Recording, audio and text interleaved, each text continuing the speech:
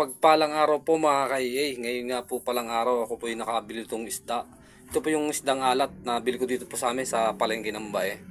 Dahil nga po hapon na naman ay magluluto na po ako ulit ng aming hapunan. Nandito na po ako sa aking kusina. Mag-uumpisa na po ako magluto. Tara, magluto po tayo mga ka-EA. Nakakatuwa po yung nabili kong isda. Doon sa Facebook ko lang yung napapanood pag nagluluto sila ng ganong klaseng isda. Yun po ay napakasarap daw po.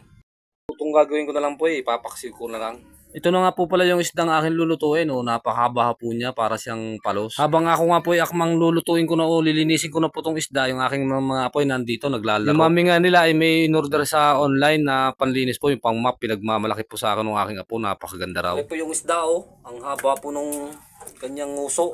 Patalay daw po ang tawag dito. Lulutuin ko pong paksiw.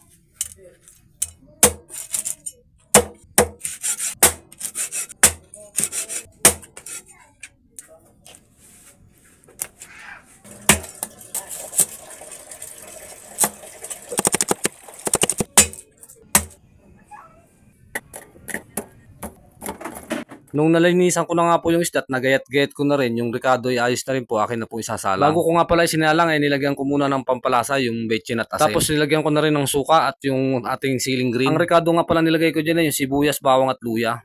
Yan po, akin lang pong iinteng kumulo. Ito daw pong isdang ito ay pwede rin daw pong kilawin. Napakasarap daw din pong kilawin ito. Pag yung isang beses at nakabili po uli ako, akin pong susubukan na magkilaw po ng isdang are. Yun na nga po, makalipas ang ilang minuto, napakaganda ng purong kulo. Ako nga po ngayon lang nakapagluto nito, kaya aking lulutuin ng igi, akin po munang pakukuloy ng pakukuloy. Para po ako'y makasigurado na walang lansa, kasi pag isda po ay hindi po niluto ng maayos, ay yan po ay malansa. Kahit po yan ay isdang alat, ay may lansa rin po yan mga ka-EA.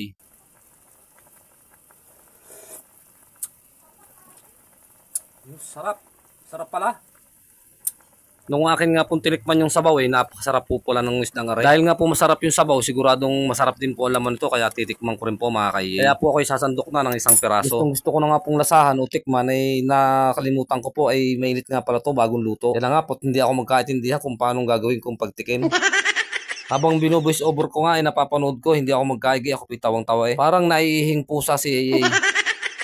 Yan, okay na po, natikman na. Unang tikim, thank you Lord. Nung akin nga natikman, yung lasa niya ay parang galunggong, tulingan o yung tamban. Goods naman po siya kasi malaman naman po siya kung may tinikman ay kaunti lang po mga ka-EA. Basta talaga pag isdang alat yung laman niya talaga at yung magiging sabaw niya ay napaka-ninamnam. Dahil nga ngayon lang po ako nakapagluto ng isdang ito, kaya po akin munang titikman bago ko po ipakain sa aking mga anak. Dahil nga po okay naman ang lasa at napakasarap po niya, ay okay naman po to sa aking mga anak. Tara po mga ka-EA, kain po tayo. Akin na po itong hahanguin para po maumpisahan na namin pong kumain. Tapos yung aking pong video ay hanggang dito na lang po. Tapos na po ito. Maraming salamat po sa inyong panonood mga ka-EA.